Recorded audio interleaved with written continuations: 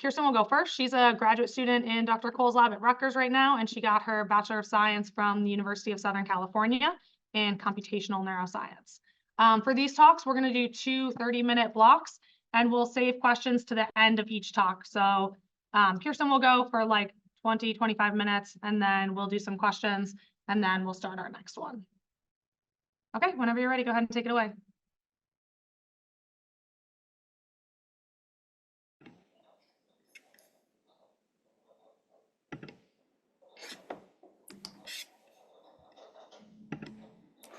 All right, this working? This is Yep. the right? All right. Yeah, everything looks good. Yeah, thanks for having me here. So today I'll be talking about regularized multivariate methods for estimating functional connectivity. And this will be more a tutorial about the methods themselves. But if you want more information, we have a recent preprint out that that goes through these methods, but also goes over many tests to validate them. So it's widely known by now that cognition relies on the distributed processing of information being transformed and shared by many different neural populations.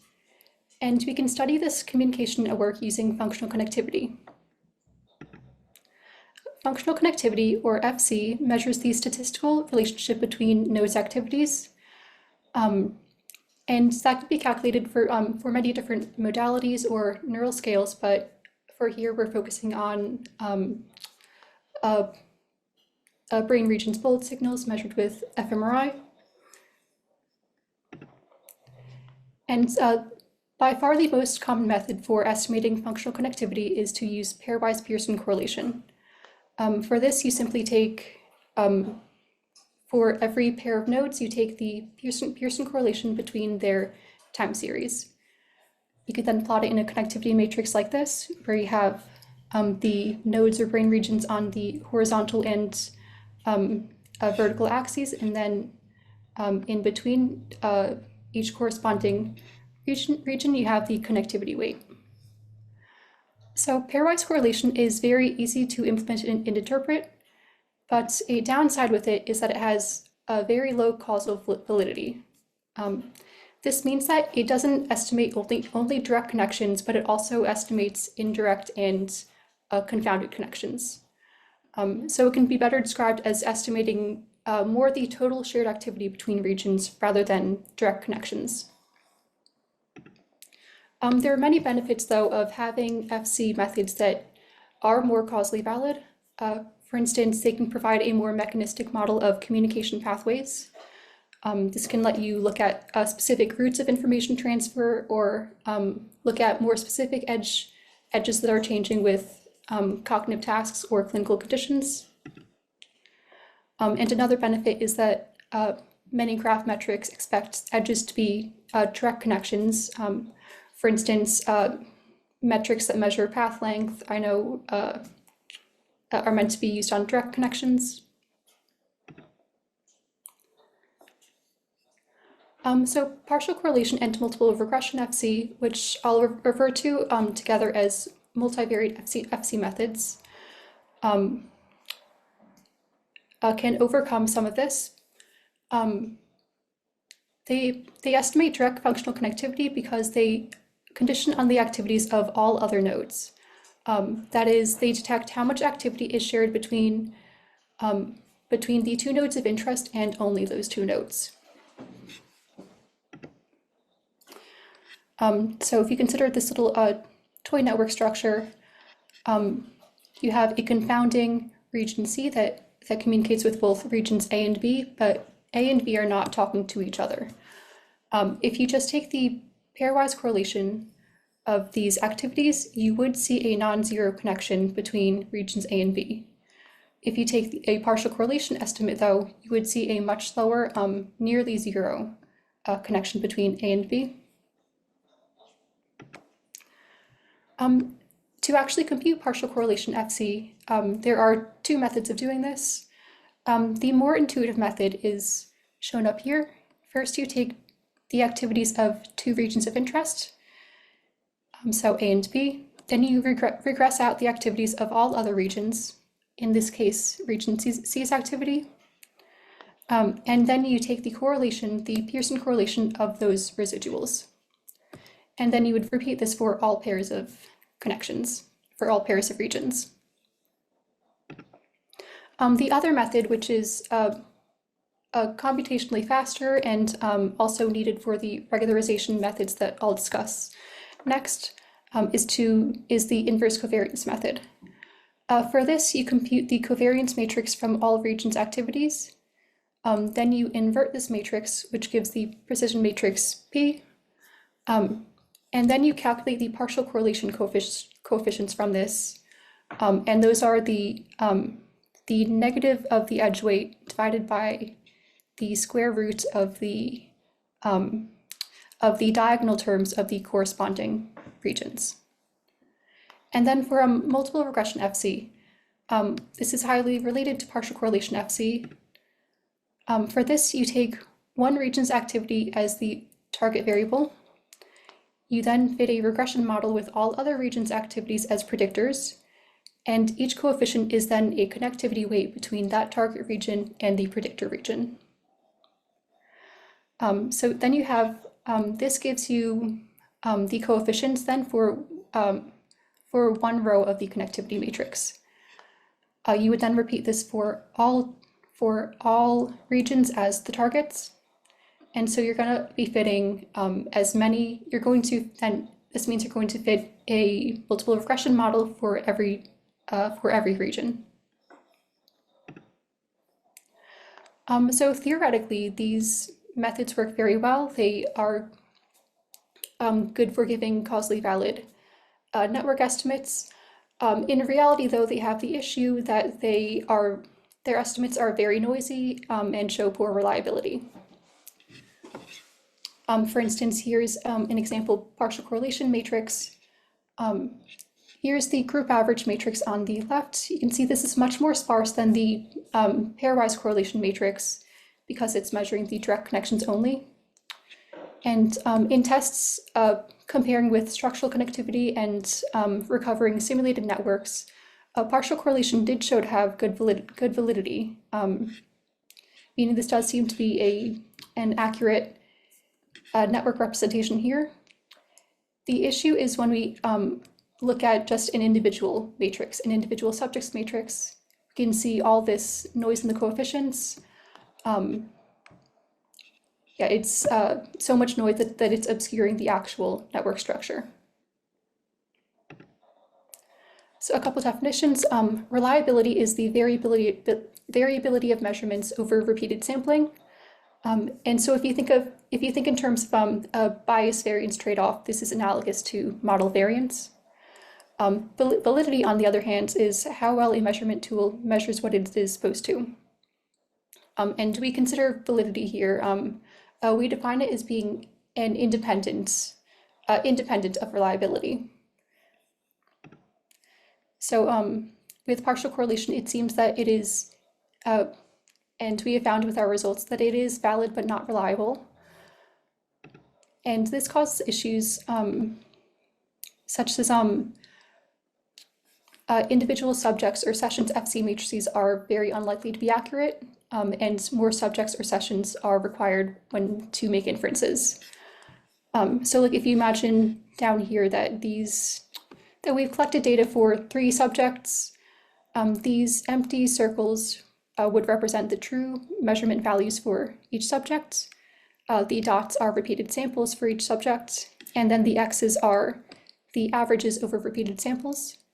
If we have a measurement tool that is valid but not reliable, then we will see a large spread of the samples of the measurements.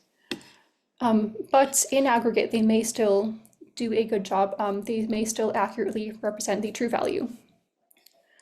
And that is what we have here with the group average matrix still being accurate. The issue is that these individual measurements are not accurate. An alternative is to have a method with high reliability but low validity. This is more the case with pairwise correlation. And ideally, we really want a method that is both valid and reliable, in order to be able to trust the individual measurements that they are accurate. So this low reliability is likely caused by overfitting to random noise. And this means that the model is optimized to reflect noise in addition to the actual, the true relationships in the data. So that can be demonstrated here with polynomial curve fitting. And this allows us to visualize a multivariate model in 2 dimensions. So imagine this sinusoidal curve in blue is the relationship we're interested in, and these blue dots are our data samples that we have collected. If we just fit a plain linear regression model, fitting the coefficients of different polynomial terms, we would end up with something like this, where the model is just, it is following way too closely to the noise, and it is not a very good representation of the true relationship. So overfitting often is exacerbated by issues like excess model complexity, which allows greater model flexibility in order to accommodate this noise. And in the case of FC models, this usually means more complexity means more variables, in this case, the variables being brain regions. It can also be exacerbated by having too few samples or noisy data. And also having collinearity among the variables can allow for very unstable coefficients. And altogether, this overfitting to noise leads to unstable coefficients, that is, they are unreliable, poor generalizability of the models to new data, and overall inaccurate representation of the relationships that we are trying to study. We can overcome this, though, by using regularization, which aims to reduce overfitting by decreasing model complexity. For instance, if we were to fit this curve now with, instead of using a plain multiple regression model, using L1 regularized regression when assigning the polynomial coefficients, we would have this red line, which is much less complex than the green and does a much better job of following the actual relationship. There are different techniques of regularization. Often they involve decreasing model complexity by removing or reducing the model variable coefficients. For example, this is the case with the methods lasso, ridge, and elastic net, which penalize models based on their summed coefficient weights. Another example is with subset selection, where which only retains a subset of model variables. Some other methods, they reduce complexity in a more implicit way. For instance, principal component regression, it fits model to a subset of PCs rather than the full data set. And early stopping means that you stop training before overlearning the data set. And for the rest of the talk, I'll be focusing on lasso, ridge, and principal component regression, since those were the models I have more recently implemented for FC estimates. The first one, L1 regularization, this can be applied to both partial correlation, in which case it's called graphical lasso, or else just plain multiple regression, called just lasso regression. And the L1 regularization, graphical lasso was the most successful of all the regularized methods that we have tried. For this, lasso penalizes the model based on the summed absolute values of its coefficients. Ordinarily, a model is only going to It is attempting to, it adjusts the coefficients in order to best explain the data. In other words, minimizing the squared residuals. But in this case, it has to balance that goal against the goal of keeping the coefficients low. So it will find coefficients that can explain the data well, but while having overall low coefficient values. And Lasso in particular tends to produce a sparse model because it reduces uninformative coefficients to exactly 0. So here's what it looks like applied to fMRI data. So here's the group averaged functional connectivity again. And this looks very similar to the partial correlation matrix. It's again producing a sparse network model. The bigger difference we see is with the individual subject connectivity, where there is greatly reduced noise. And in all of our different tests of validation, we found that graphical lasso does have high validity, high reliability, and overall accuracy of individual estimates.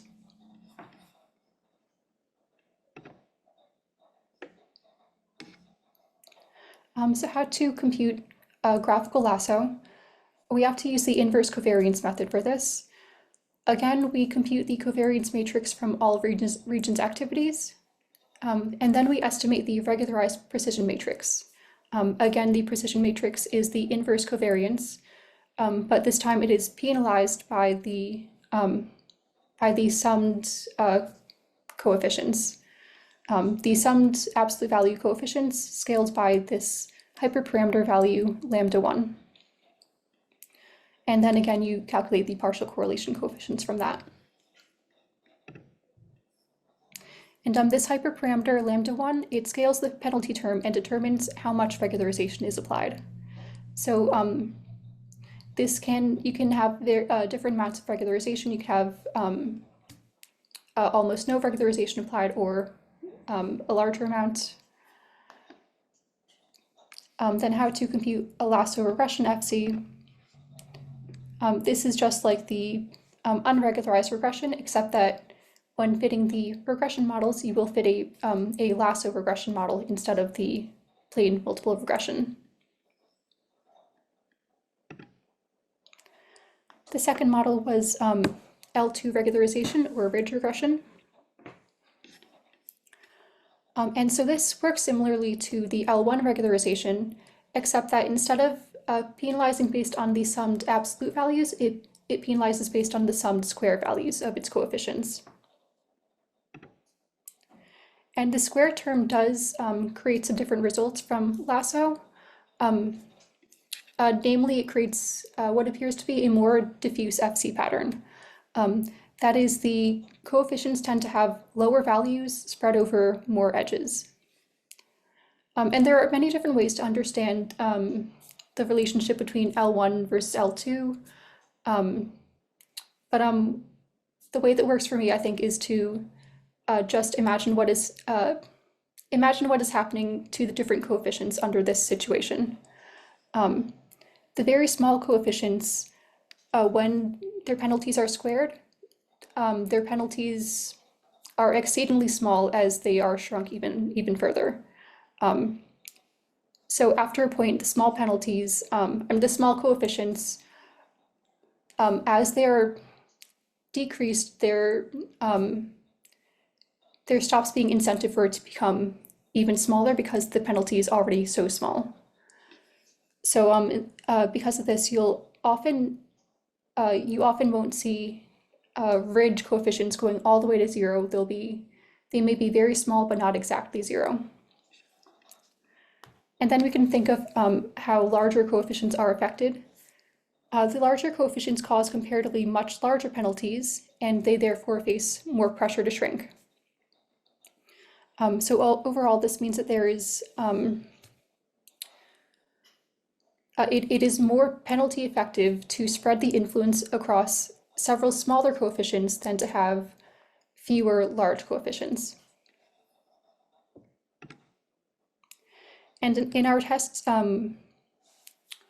in our validation tests, we did find graphical ridge to improve reliability, but it did show worse validity than Glasso FC, which supports that the more sparse network seems to be the more valid network structure.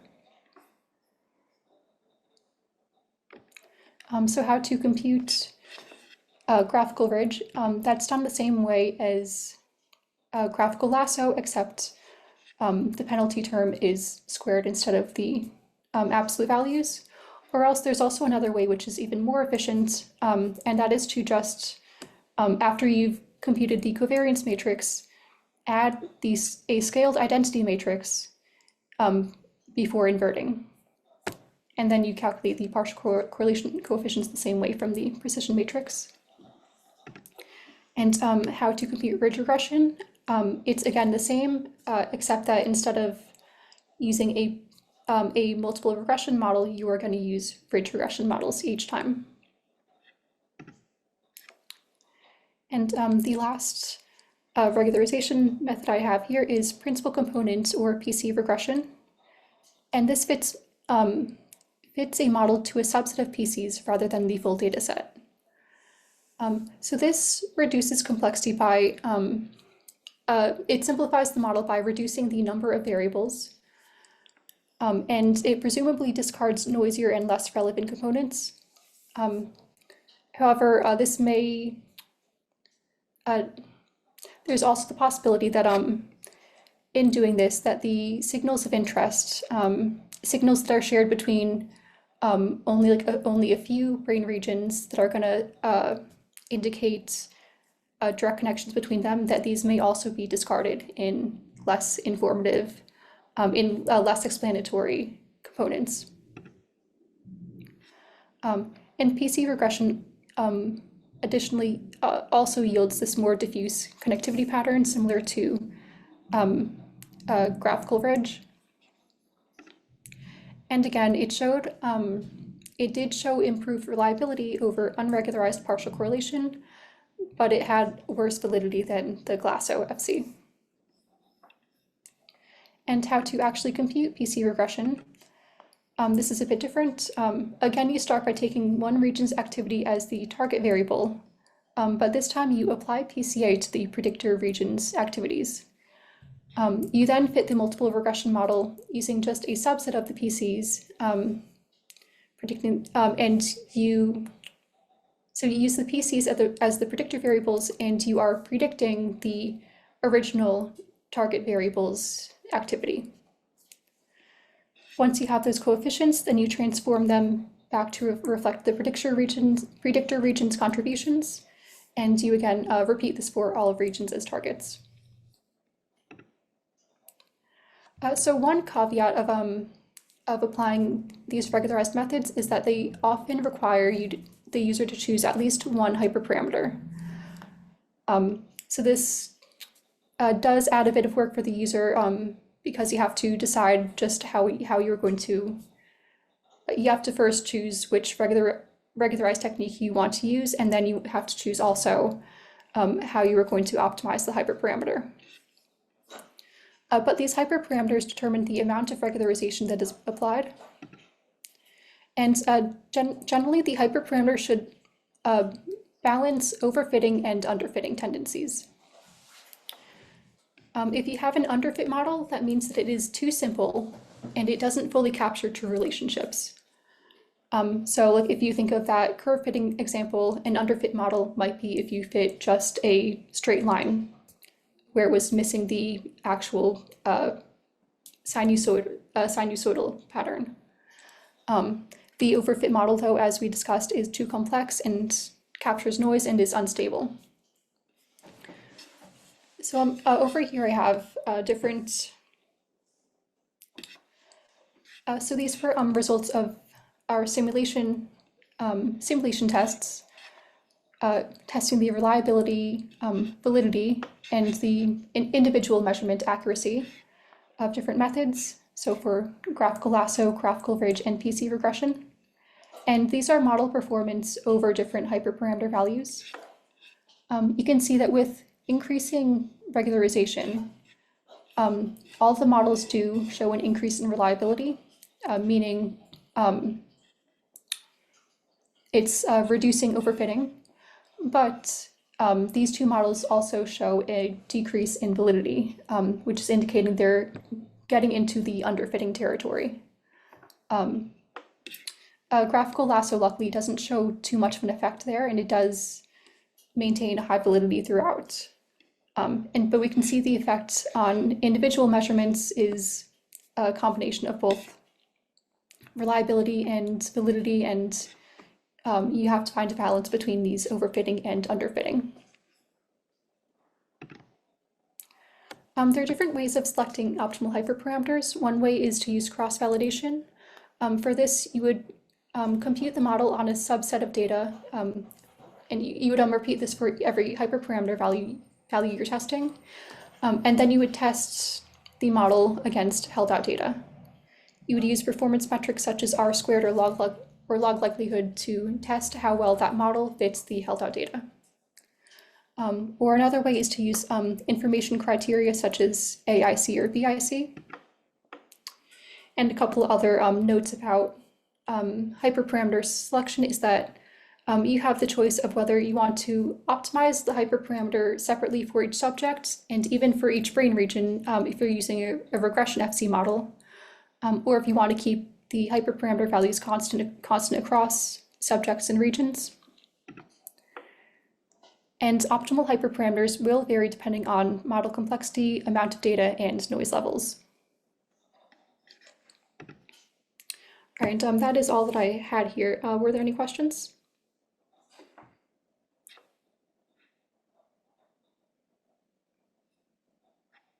There you go.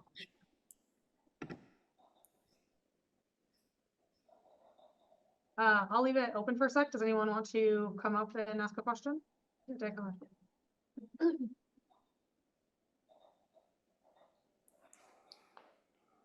Question.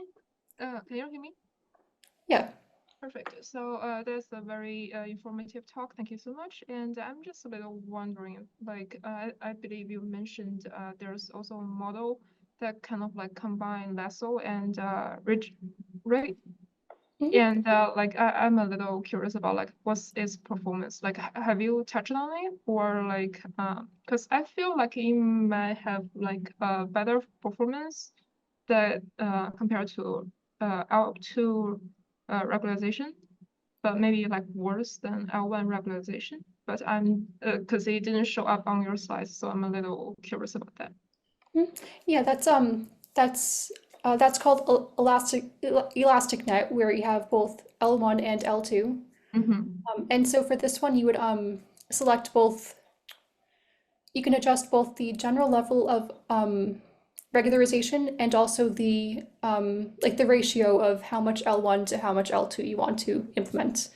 But yeah, I think this is somewhat where I didn't test this in my latest project just to keep the paper more simple, but this is something that we are looking towards, that we are interested in.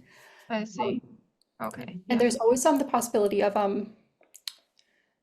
you can test different ratios of L1 to L2, and you can see how it works out with like I think that what I've seen in my tests is that it is mainly the L1 that is driving performance, but a little bit of L2 can still be helpful. I see. Yeah, that makes sense. Thank you so much.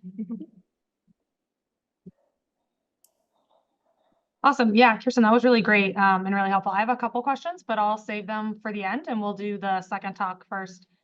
So up next, guys, we have Dr. Ruben Sanchez-Romero, and he got his PhD at Carnegie Mellon, and he'll be doing another similar yet also different tutorial. Thanks. And whenever you're ready.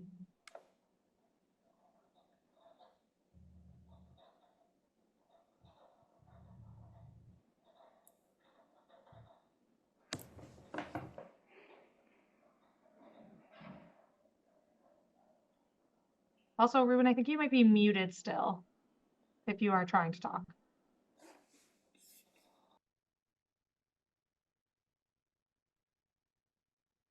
Okay, that's good. Yeah, great, thanks. Okay. Hi, everyone. So I'm gonna be talking in about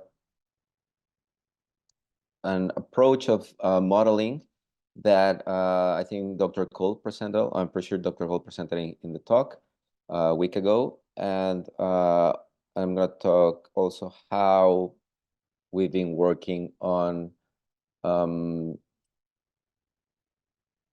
methodological approaches to improve upon the first iterations of this modeling framework, which are mainly based on improving the mechanistic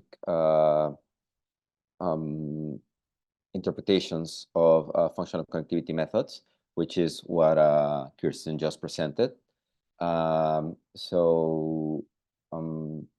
then gonna focus there, and then I'm gonna show the other aspect of this modeling, which is how we had applied to gain insight into this concept of or this idea of network generated cognitive function, right? Because these models allow us to understand how different areas of the brain communicate to support a cognitive function of interest. Okay. So just to go a little bit back into what this idea of the act flow modeling came from, or what was the motivation, was one of the at least for this talk, interesting pressing question was that there seems to be or there used to be a methodological gap in how we were approaching to the understanding of brain activation from task, right? So this is to the left. Let's see if I can get my dashboard. So here to the left, we have a traditional, one of the standard ways to measure or detect a task effect on the brain, right? We here have some task, doesn't matter what it is, and then that task is gonna affect the brain in a particular way, producing a particular pattern of activations. And then we usually want to measure where are these, in what areas of the brain we found some correlation of their function to the task temporal pattern. So so this is commonly referred as a GLM analysis, and this has been, at least for fMRI, the standard. Also, like all this is fMRI data, and like, thinking that think about it for now. Okay, so this is the like the most, probably one of the most old ways to analyze cognitive function. And formally, what we are assuming is that a particular brain signal X, for area X, is a function of a task and some intrinsic activity that is happening on the brain, right? This is modeled by this EX. So, and this task, it will be this variable T on the left. And then in traditional GLM models, what we do is trying to estimate this function.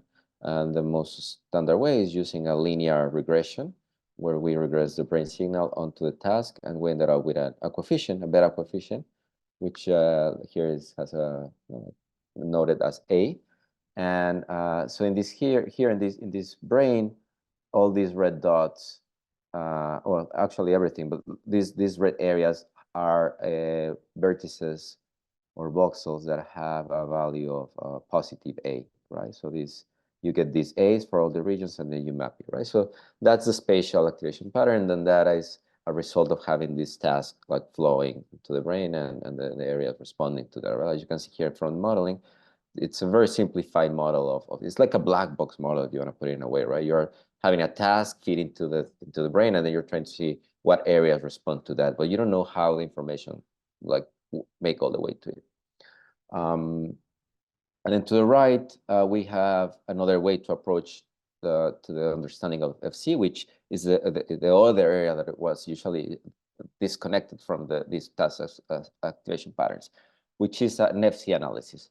Here, just as an example, this is a correlation FC, similar to in structure and an organization as the ones that Kirsten was presenting. divided in network areas. And here, what you do is that you have a task also that is going to get into your brain, and then that task is going to have an effect on the intrinsic activity of the regions and the way they communicate. So the modeling of this is usually you have a brain signal X. There's going to be a function of a brain signal Y, right? Another one. It's just the most simple case, and some intrinsic activity conditional on a task happening, right? And then what you do to test this or to fit this idea is just, in this case, for example, that is just correlation. You just run a correlation between the brain signal X and brain signal Y, and that will tell you the FC of these two regions while the task is performed, right?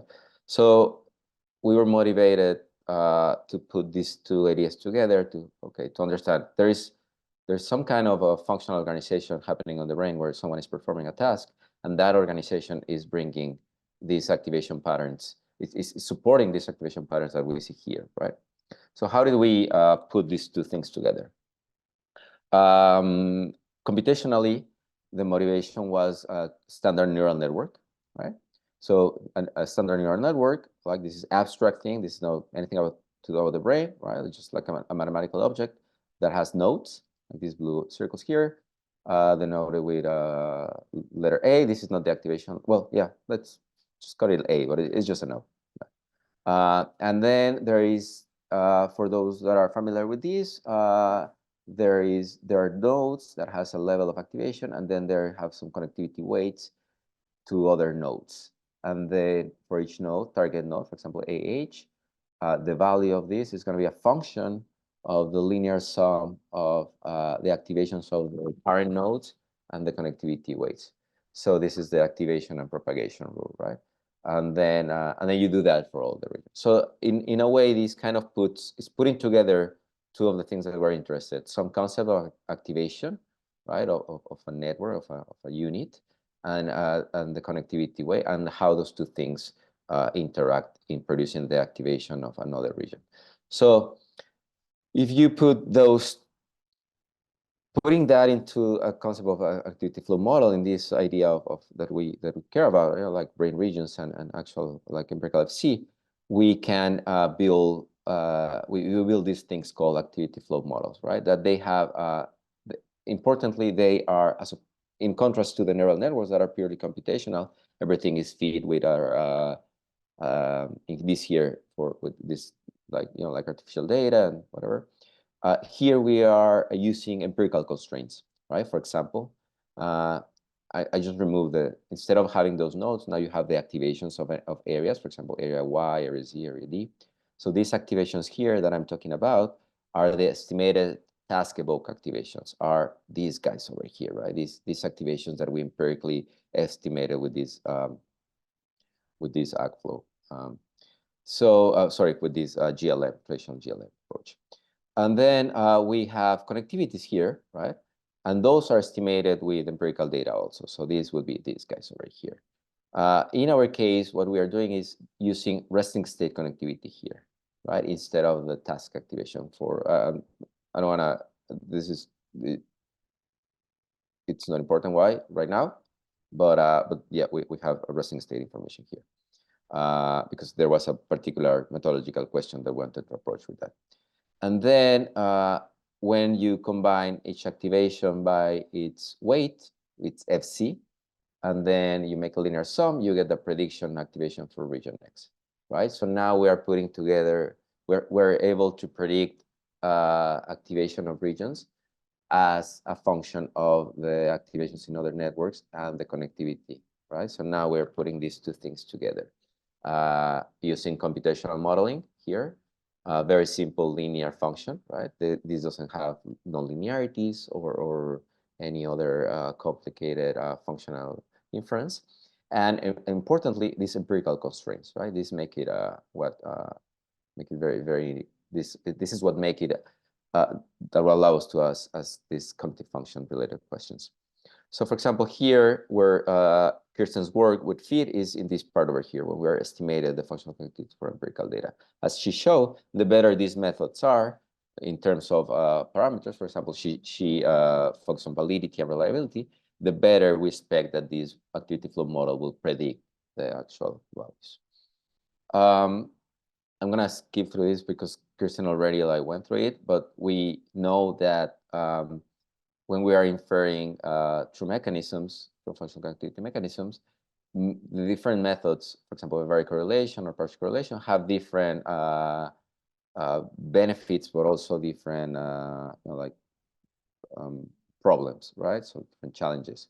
So that limits the mechanistic interpretation, as Kirsten said, right? Because we, for example, we are using partial correlation, we may be able to correctly estimate some structures, like here marked with a green check, but we also may produce false edges that, when feeding into the activity flow model, will produce incorrect estimation. So the correctness of the functional connectivity in a way supports the goodness of the predictions that we want to achieve. So what we are also doing is putting these approaches in a more higher level conceptual framework, where we are interested in understanding or testing how the amount of statistical conditional independence information, which is what Kirsten was mentioning, right? The way you are controlling for other variables, and also from there, right? Let's say we're here in the her approach would be around here, but would be an improvement because she's actually using regularizations to solve problems that traditional multiple regression and partial correlation have, as she showed. But then you can also and that's what we are doing here. We want to push more into a more mechanistic, right? Like a little bit more, like in this case, using causal methods, right? Causal principles, and in particular, statistical causal principles, right? So those causal principles are the things that's going to allow us to jump from these parts, from these methods that that provide certain nice properties, as Kirsten showed, but then they have they can give you a mechanistic interpretation up to a limit, right? And then you need more theoretical thing, you need more assumptions to be able to produce these kind of, in particular, for example, here, which is going to use the PC algorithm. So this is confusing because Kirsten showed PC regression, and PC usually refer to principal components, but this is this algorithm this is the name they give it because that's the name of the authors, right? So just don't confuse it. Like the PC algorithm here refers to other thing. It's not the principal component regression. So it stands for Peter Clark. So at the end you end up with something that looks like this, right? You have arrows in your model, which gives you a causal that have a causal interpretation. Okay, so this is the algorithm that the other thing, like as you can see here, we have these methods habitate a continuum where the position you are depends on these two concepts, right? The statistical independence information that you use, and the causal principles. But in a way, they are interconnected in that way, right? It's not that you don't need new theoretical principles or new statistical principles, right? This is just using the same mechanism, which is conditional independence or independence ideas, right? So that is what make this continuum possible. That we wanted to show that the same when you start with these more traditional FC approaches, you understand the limitations they have, and you have ways to jump into more into methods that are more reliable and valid and allow you for more mechanistic interpretations. And there are ways to do that doesn't imply a big theoretical jump. Okay, so this is the algorithm, PC Clark. I'm not going to go through it just for matters of time, but you have first an adjacency phase, which is that you try to find the whole skeleton of the network, and you start with a fully connected network, right? Everything is connected with everything, and then you want to prune it, right? You prune it iteratively, testing the conditional independence, right? If X is not correlated to Y, conditioning on a region, then you remove the connection. So you're cleaning up this full network until you get the edges that tell you that two nodes or two regions are connected conditional on the rest, right? Okay, so you do that, and then you have orientations for some potential structures. This doesn't orient everything, but these orientations are based on logical applications of conditioning ideas and theoretical principle, like a causal theoretical principle. For example, this idea of collider, right? I'm gonna get into that. I think Mike mentioned probably a little bit collider, but this is a collider, right? This is a structure where two nodes direct toward the third one, sink into one. Also, some people call it the sink or a common effect, and it has a particular. It produces particular conditional independent facts between these nodes implied. As you can see, just by looking at here, see how the collider, in contrast to chain or the confounders, it's by variable correlation can infer the correct structure, but partial correlation cannot, right? So that collider is a particular interesting structure that in standard in traditional causal theory, it has been exploited to make this orientation inferences. Okay, so that you do that, and then you end up with a directed graph. So now what we have here is that we could jump from an activity flow model with FCs that don't have direction to a model that has arrows in the FC, right? It has direction of the FC thanks to this model. And you end up with something that is a predictive model, but also mechanistic, right? We're running out of time, but okay. These are simulations that we tested using this sort of empirical approach, where your simulation is also you are also using real data, which make it very nice because you can control the structures like these causal structures or FC structures, but you're also putting distributional information from real data, and that gives a little bit more of validity to your simulations. So it's a very nice approach. I recommend you check it out if you are working with simulations. And what we see is that a functional connectivity with these statistical like tools on top can control false positive edges, right? You can see here the precision, the false positive control. They have a little weakness on the recall. Like they produce false negatives. You're missing edges that may be important, but they are very good at detecting the correct orientations in simulations. And then, so this is just the structure, right? This is how well they produce the structure. This is in the area where, in the domain where Kirsten was testing her results, like this validity domain. But now we also test how do these models actually predict in the outflow space, right? This outflow prediction that I talked at the beginning. And what we see is the accuracy of these models also very high.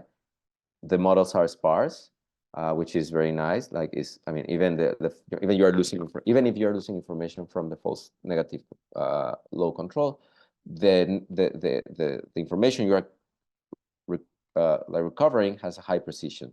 So you control very good the false positive, and that would allow you to have this more sparse model that have high prediction accuracy. And running times, as you can see here, they are really not that big, right? Then we tested this on real data, and this is activations, the predicted activations, and then we tested with a lot of regions across the brain and a lot of different tasks. So just to validate how well doing empirical data, and you ended up with this activation of matrix, like this. Each one of these these columns show activations across all the regions of a brain for a particular task, and you can see here that the PC algorithm produces, the accuracy is higher than the correlation, right? So this is like this is a way to test your model in large scale empirical, right? This is nice because we have HCP data, and that has a lot of task conditions, a lot of participants, a lot of regions, very nice control of noise. Like it's like very nice data to test methods, right? I actually recommend it, and also to do analysis, but they use it for methodological, like this developing of tools is very good. And then, yeah, let's get this. This is just shows that it's another way to show in these results, showing how these outflow causal models have high prediction accuracy, even with sparser models here. Yeah, this is just also to show, this is another way to represent your results, how we were able to recover these motor activation strips over here, relative to the actual. And when you compare it to the correlation, you don't see that like that clear, right? Even the units of the activations are just in a completely different scale, in different like values, right? In a different range.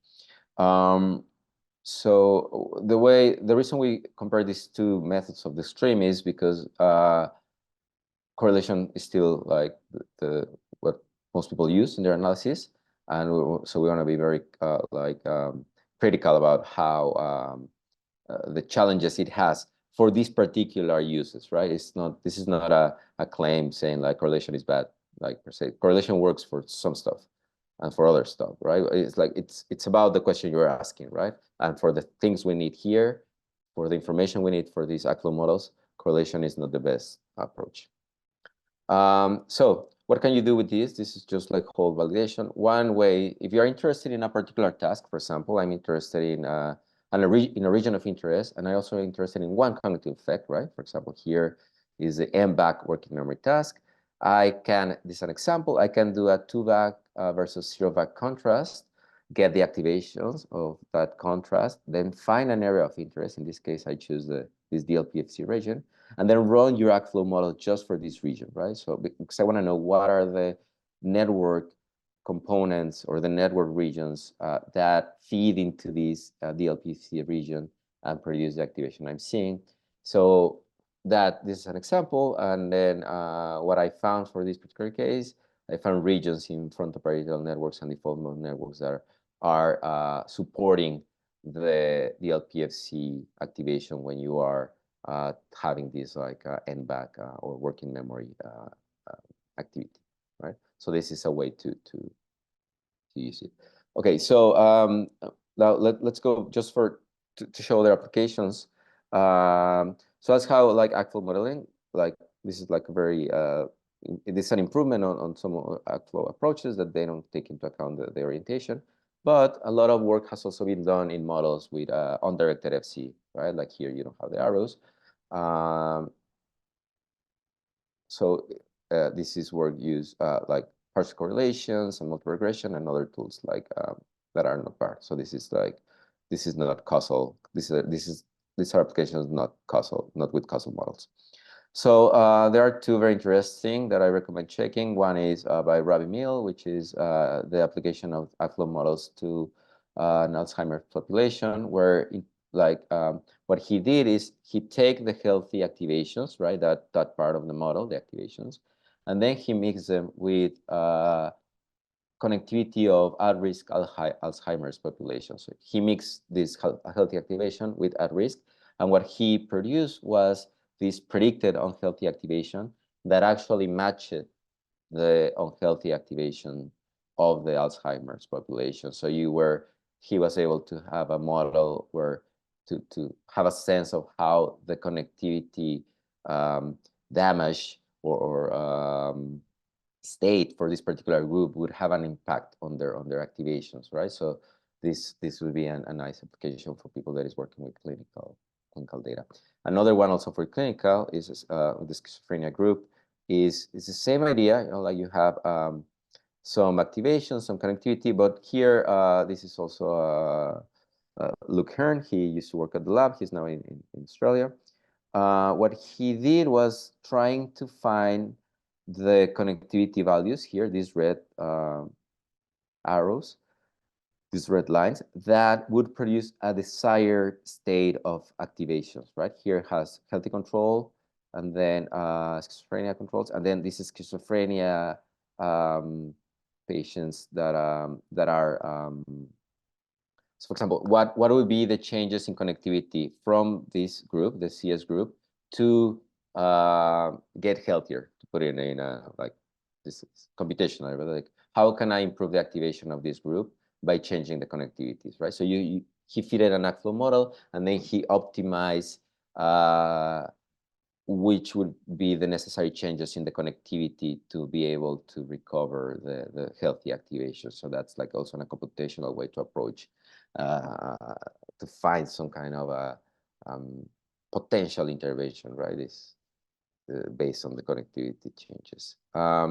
Then in terms of other methods also like Ravi, for people that is working with EEG, you can use EEG data and multivariate autoregressive models to take into account the temporal information in the data to produce these directed connectivities, right? So previously we were using fMRI that has a very low temporal resolution, but if you work with EEG, you have high resolution.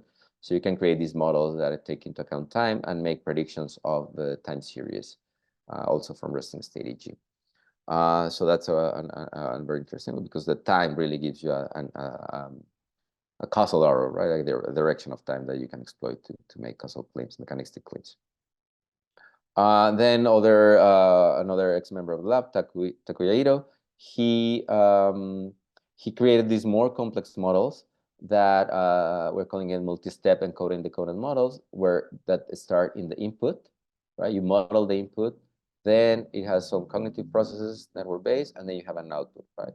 So here, for example, you model how the brain is representing some rules, right? How the brain is representing some stimuli from the task, how these two pieces of information conjugate, like mix here, and then they produce an output, right? So he's trying to make, as opposed to what we were presenting before, which is just really a model of the activations, like very static. This is like a multi-step, right? You start with an input, you then see what happened to the input, how it gets transformed, and then how it produces an output, right? So this is like very state-of-the-art for our full models, and also very, very interesting approaches to really make data-driven analysis all the way, right? And then another related approach is, I think this is what Dr. Cole presented, which is also multi-step, but here we are testing, we can test different models and then see how the information gets transferred, right? We can test if for a particular region, and what in this case, the category selectivity, if this is supported by a full network, by a couple of regions, by one region, and like a subset of visual regions, or something more complex.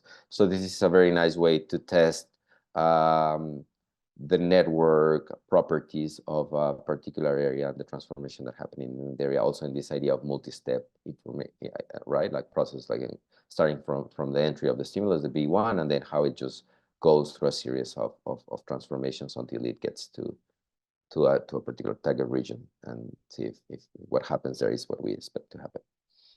And finally, we don't have work for this right now, but we are trying to see how these models can inform TMS or TES stimulations, right, to improve behaviors or symptoms and modify. So the idea would be having a model like this, like the one I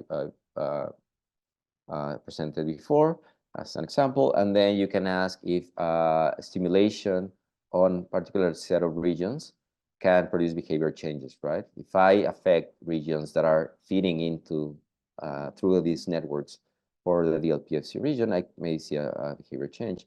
And as an active control, which is always part of these intervention approaches, maybe if I intervene, I want to see if I intervene in regions that are not part of this supporting network, if I also see those changes, right? So you have now data that will allow you to make these tests. So everything that I presented is open access, I think, and then you can find, the lab has been very, first, very important to have a repository, so every paper should have a GitHub, you can check it out. AgFlow also has a GitHub repository, so I recommend this to start, this Python AgFlow toolbox. And these are repositories for the results I just presented, and these are collaborators.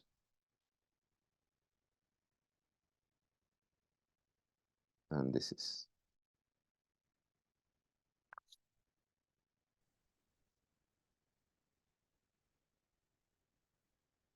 Thanks, that was really cool work. Anyone want to come up for a question? Okay, I'll start, but I wrote it down, so give me one sec.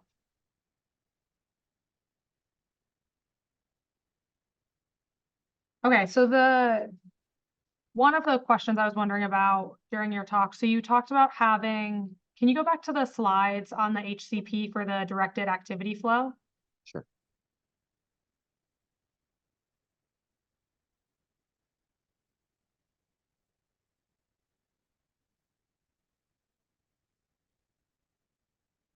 Great. First, this is really cool work, but what I was wondering about for when you do like actual activations versus predicted activations. So for that directed activity flow, right, you need resting state connectivity data, and then you also need like the actual activity of what's happening during the task. So Exactly. are these matrices like across subjects? Like, do you train it on part of it and then get your predicted activations based off that model to compare to the actual, or is it within a subject or? Yeah, so far the analysis has been it's individual level, like ActFlow. Every individual has its own model with its own activations and its own connectivities, and then we score that model individually, and then we average the results. So these are averages across all the subjects, and this result is across every task, right? So there's a lot of, in this particular way of evaluating your model, there's a lot of averaging across subjects and across tasks. But you can, I mean, you can do it, you have the information to do it for your one subject, and you can see if the model predict that subject. Got it. So you would try to build the model like for a subject, and you have like in your picture, I think it was like AX is the activity you're trying to predict. And then you have like the activation from other voxels and then the weights of the resting state connectivity from that voxel to the thing. So the thing you would be predicting is like that AX, that one voxel based on the other voxels. Exactly. Kind of like pulling out one voxel. You combine the real activations, the actual activations, and the connectivities to make a prediction, and then you compare that prediction to the actual one. So you are getting that. So there, for example, the multi-step, another interesting approach is in the multi-step work that I show at the end, is that you are doing predictions at each step. So you make your first, let's say your first layer of the network is actual data, actual activations, and then that gives you predictions, and then you feed those predictions into the next layer. So that's like you're getting more predictions but that's because these are multi-step. Here is just one. This is not multi-step. It's static in that sense, right? You're trying to predict the static FC in static activities. And so in concept, it makes sense to me how like C might do a much better job than the correlational FC, right? Because the correlational FC is that just using the resting state to predict? This is in all the cases is resting state and the activations, right? So for the correlational FC, you still have, I get it. Yeah, this is comparing the ActFlow models, right? So it's like activations and connectivity. That makes sense. I was confused because I at first was thinking that the PC had like activation from other voxels, but the correlational didn't. So it made sense that C was like so much better than A, but with them both having both, that's much cooler. Yeah, I see. Exactly. So this is the structure. This is the model you can see here. This is very flexible because you can feed whatever like the W's. Direction part. That's important. So for example, here the W's are your FC model. It could be the regularized model that Kirsten presented. It could be correlation. It could be the PC model. It could be whatever. And then the activations are the ones you get from the GLM. And then you combine those to produce so it's always, the model always has, it has two parts, right? You need the activation values. This is, you're trying to understand network supporting cognitive function and the connectivity values, right? So you need those two. And the cool thing about the directed activity flow is that it uses that PC algorithm, which doesn't mean principal components. Yeah, exactly. It doesn't mean principal component. And then you can get these arrows that give you a little bit of more mechanistic information that you can exploit. Awesome. I think those were my many questions. Thank you guys so much. I definitely understand many things more than I did before. I can't speak for the whole room, but I found that really useful. Thanks for the invite. We will share the recording of the talk if you guys want to go back to that slide to get like the GitHub links and stuff like that. Because one of my questions was going to be about like how you guys do these things, but it looks like all the code is out there. Yeah, so if you look for Kirsten bibliography, her paper should be there, and in the paper there should be a link for the GitHub, and everything. I don't have my GitHub up yet for for my paper. Okay. I was Yeah, going Take to. your time. It's when it okay. gets published, I'll have it up. But there is in the AppFlow toolbox, the graphical lasso. I do have a graphical lasso function in there. Awesome. Yeah, so if people's interested in the Ackflow in particular, go to that first, Mhm. the Ackflow project repository, and that has there's been a lot of work in that to make it very accessible and understand the parts and reference to the papers. So it's a good place to start. Great. All right. Well, let's thank our speakers one more time. Thanks, guys. That was a lot of fun. Have a good rest Thank of you. your day. Thanks for the invite. Bye.